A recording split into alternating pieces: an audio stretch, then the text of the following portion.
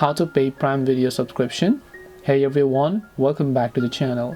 In this video we will learn how we can pay Prime Video subscription, so make sure to watch the video till the end.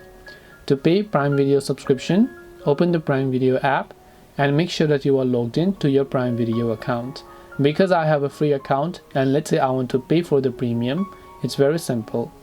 Tap profile icon from the top right, again tap the gear icon from the top right.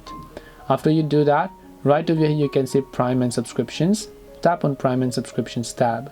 After you do that, make sure to enter your current Prime password, and once you enter your current Prime password over here, so let me go ahead and do that, I can tap the sign in option and it will take me to the page where I can simply enter my payment details, and after I enter my payment details I would have successfully paid for Prime subscription. This way you can pay Prime Video subscription. Hope this video was helpful. If you have got any questions, feel free to leave them down. Thank you for watching till the end of this tutorial and see you soon in the next video.